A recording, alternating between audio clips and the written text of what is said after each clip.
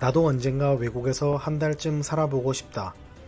골목길 걷고 현지 시장 가보고 카페에서 앉아 사람들 구경도 하고. 근데 영어가 안 되니까 그냥 꿈으로만 남더라고요. 이건 제가 실제로 수업에서 시니어 수강생 분들께 가장 자주 듣는 이야기예요. 그런데요, 왕초보 수준이셨던 한 어머니께서 영어를 다시 시작한 지 6개월 만에 혼자서 한 달 동안 외국에서 살다 오셨어요. 물론 처음부터 유창하셨던 건 아니에요.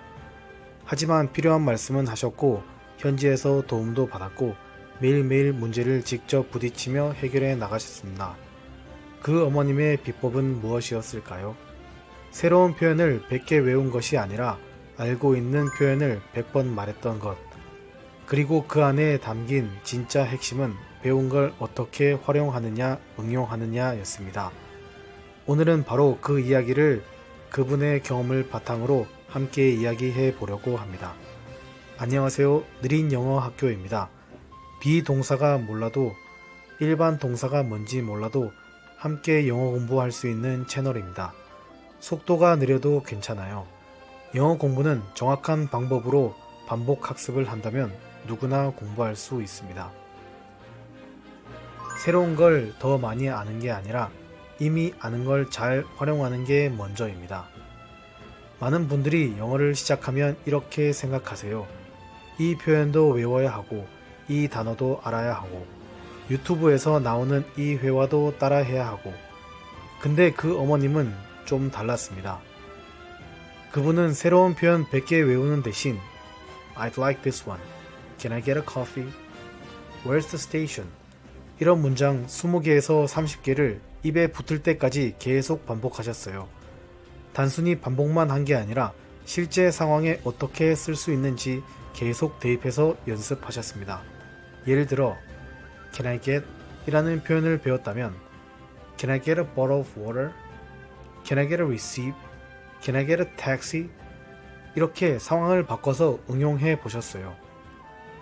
이게 진짜 중요한 포인트입니다.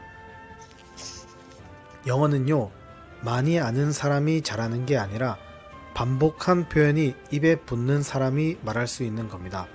실전에서 우리가 말 못하는 건 표현을 몰라서가 아니라 익숙하지 않아서예요.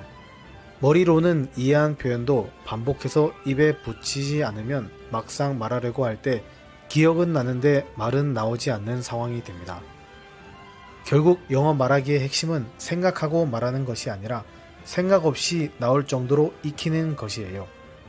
그러려면 새로운 것을 쌓기보다 익숙한 걸 자꾸 보고 꺼내보고 입으로 반복하는 훈련이 가장 효과적인 시작입니다. 문장을 통째로 외우기보다 그 안에 구조를 익혀 내 말로 바꾸는 연습을 하셨어요. 처음 영어를 시작하신 분들 중엔 문장 한 줄 통으로 외우려고 하시는 분들이 많아요. 하지만 외운 문장이 머릿속에서 사라지면 말도 함께 끊어져 버리는 경우가 많죠. 이 어머님은 그 방식보다 문장 안에 있는 쉬운 문법 표현 하나를 익히고 그걸 다른 문장에 직접 써보시는 방법으로 연습하셨어요. 예를 들어 I want to drink a coffee. 이 문장에서 I want to 플러스 동사 라는 구조 하나만 뽑아내서 이 표현을 다른 말로 바꿔가며 연습하셨어요. I want to sleep. I want to go home. I want to watch TV. I want to learn English. 이런 식으로요. 그때그때 내 상황에 맞는 말로 단어만 살짝 바꿔서 조립해보신 거예요. 또 예를 들어 I have a pen 이라는 문장을 연습하실 땐 have 플러스 명사 라는 구조만 익혀서 I have a dog, I have two children, I have a question 이렇게 나만의 문장으로 자꾸 바꿔 말해 보셨어요. 핵심은 새로운 문장을 계속 외우는 것이 아니라 이미 익힌 구조 하나를 내 말로 계속 조립해 보는 연습이었어요. 이런 방식으로 연습하시면 문장을 까먹어도 당황하지 않게 되고 내가 말하고 싶은 걸 내 방식대로 꺼낼 수 있게 됩니다. 결국 이 연습이 이 어머님께서 입을 열 수 있었던 가장 중요한 열쇠였습니다. 이 상황에선 어떻게 표현이 필요할까? 목표 상황을 먼저 떠올리고 그에 맞게 대입하며 연습하셨어요. 이 어머님이 영어를 공부하신 목적은 분명했어요. 단지 시험을 보거나 누군가에게 보여주기 위해서가 아니라 내가 외국에 나갔을 때 직접 쇼핑도 하고 길도 물어보고 카페에서 주문도 하고 나 혼자 여행하며 하루하루를 해결해 나갈 수 있는 것. 그래서 공부할 때도 그 상황에 대해서 미리 상상하고 이럴 땐 어떤 표현이 필요할까를 떠올리며 훈련을 자주 하셨어요. 예를 들면 카페에서 주문할 때 I'd like Americano, 마트에서 물건을 찾을 때 Do you have a bottle of water? 길을 물어볼 때 How can I get to subway station?